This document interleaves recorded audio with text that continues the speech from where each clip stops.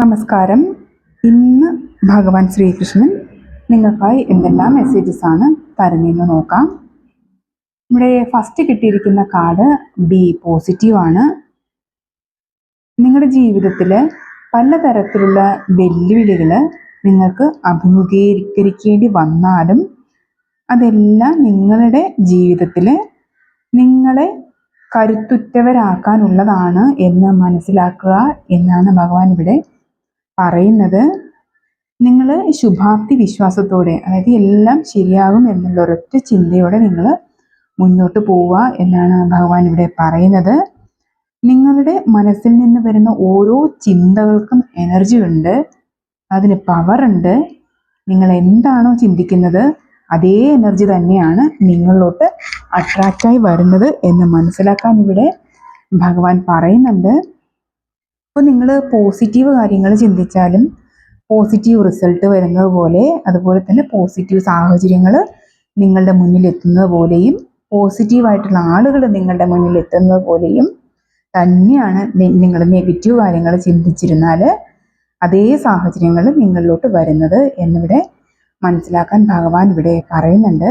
എപ്പോഴും നമ്മുടെ energy high ലെവലിലാക്കിയാൽ മാത്രമേ അനുകൂല സാഹചര്യങ്ങളിൽ നിങ്ങളെ തേടി എത്തുകയുള്ളൂ എന്നാണ് ഭഗവാൻ ഇവിടെ പറയുന്നത്. നെഗറ്റീവ് ഇമോഷൻസായ പേടി, ഭയം, അസൂയ, അതുപോലെ അഹങ്കാരം, അങ്ങനെയുള്ള ഓവർ തിങ്കിങ് അതെല്ലാം മാറ്റുക എന്നാണ് ഇവിടെ ഭഗവാൻ പറയുന്നത് കേട്ടോ. പിന്നെ ഇവിടെ ഭഗവാൻ പറയുന്നത് നിങ്ങളുടെ പ്രശ്നം എന്താണെങ്കിലും അത് കുറച്ച് നാളത്തേക്ക് മാത്രം ഉള്ളതാണെന്ന് നിങ്ങൾ മനസ്സിലാക്കാൻ പറയുന്നുണ്ട്. നിങ്ങളുടെ പോസിറ്റീവ് ചിന്തകളിലൂടെ നിങ്ങൾക്ക് ശരിയായിട്ടുള്ളവ കറക്റ്റ് ടൈമിൽ തന്നെ ഭഗവാൻ എത്തിച്ചു തരും എന്നിവിടെ പറയുന്നുണ്ട്. നിങ്ങൾ വിശ്വാസം കൈവിടാതെ മുന്നോട്ട് പോകുവാനും അതുപോലെ തന്നെ നിങ്ങളുടെ ജീവിതത്തിൽ ഉടനെ തന്നെ ഒരു വെളിച്ചം വരുന്നുണ്ട് എന്നുള്ളൊരു ഉറപ്പ് കൂടി ഭഗവാൻ ഇവിടെ തരുന്നുണ്ട്. അപ്പം നിങ്ങൾ ശുഭാപ്തി വിശ്വാസത്തോടു കൂടി തന്നെ മുന്നോട്ട് പോവുക. ഓരോ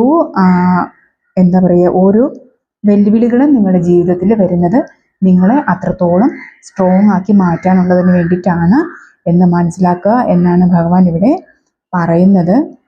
അടുത്തത് ബി ഹമ്പിളാണ്. ദേഷ്യം, അഹങ്കാരം, വെറുപ്പ്, അതുപോലെ എടുത്തുചാട്ടം ഇതെല്ലാം നിങ്ങളുടെ ജീവിതത്തിൽ ഒരു മാർഗ തടസ്സം ഉണ്ടാക്കുന്നതാണ് എന്ന് ഭഗവാന് ഇവിടെ പറയുന്നുണ്ട്. നിങ്ങൾ ഇതിനൊക്കെ പകരം എളിമത്തം, അതുപോലെ ക്ഷമ, ആവശ്യമില്ലാത്ത കാര്യങ്ങളൊക്കെ നിങ്ങളുടെ മനസ്സിൽ നിന്ന് കളയുക.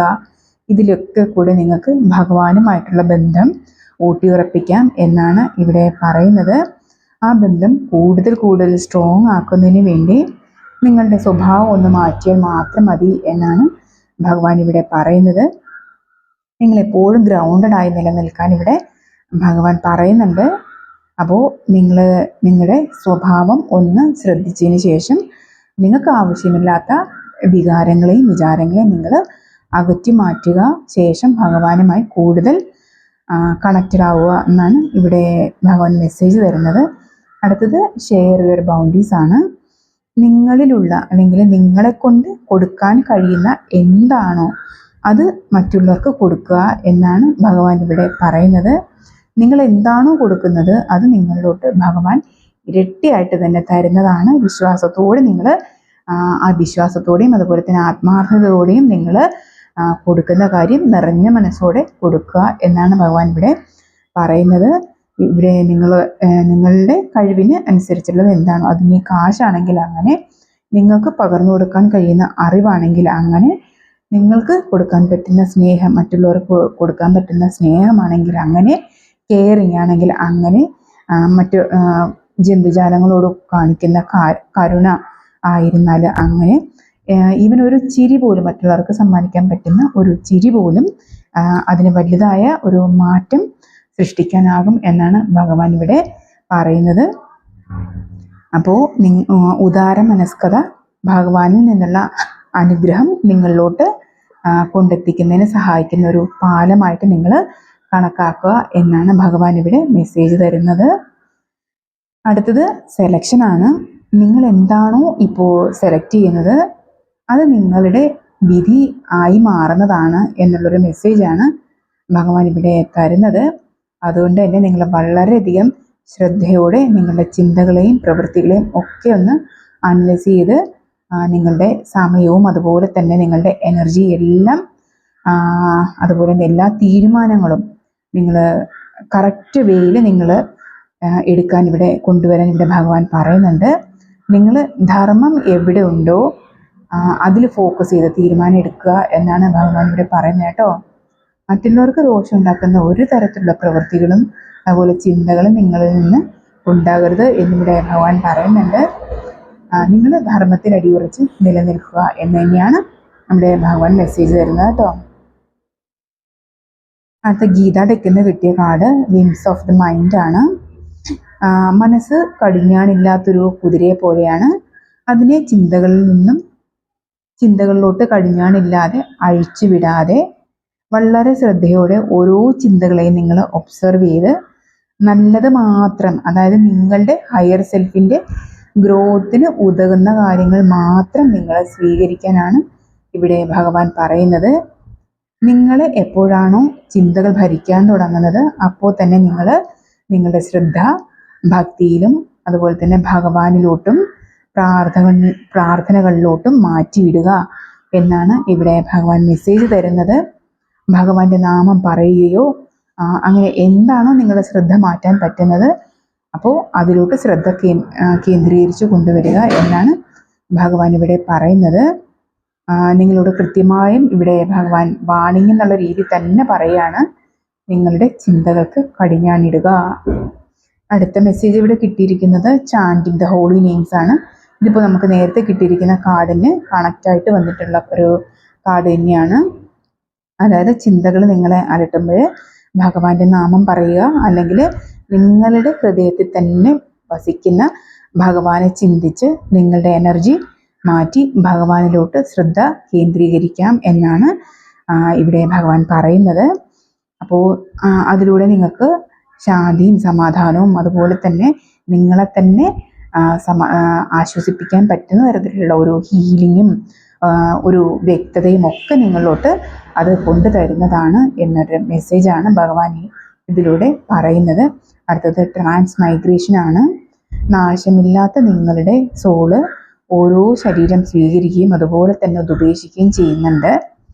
നിങ്ങൾക്കിപ്പോൾ നിങ്ങളുടെ സോള് കേവലം ഒരു ശരീരത്തിലോ മനസ്സിലോ മാത്രം നിലനിൽക്കുന്നതല്ല എന്നൊരു ബോധ്യത്തിലോട്ട് എത്തിച്ചേരണം എന്നാണ് ഭഗവാൻ ഇവിടെ പറയുന്നത്. സോൾ എന്ന് പറയുന്നത് നിത്യമായ ഒന്നാണ്. അതുപോലെ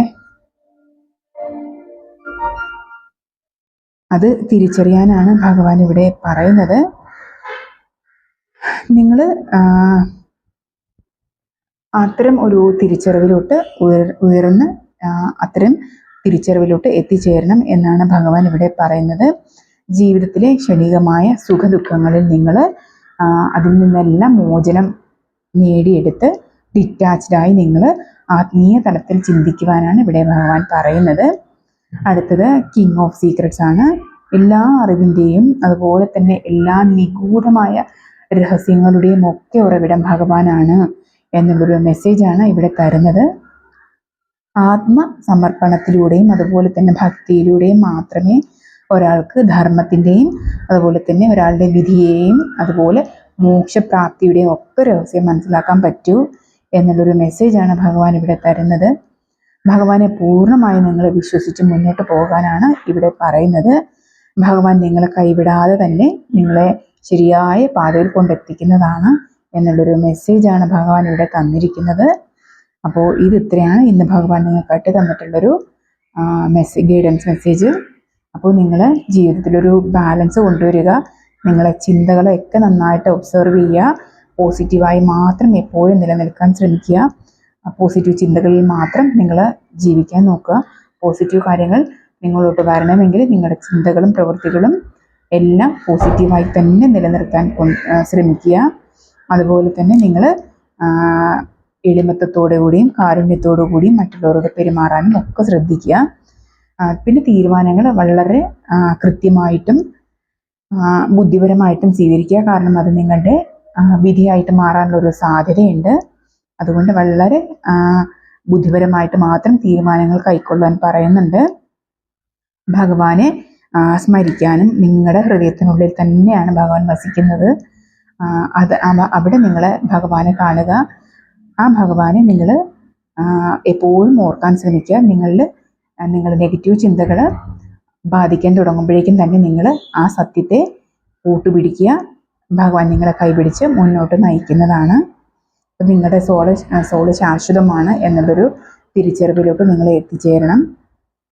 ഇതൊക്കെയാണ് നിങ്ങൾക്ക് ഇന്ന് ഭഗവാൻ തന്നിട്ടുള്ള മെസ്സേജസ്. Thank you.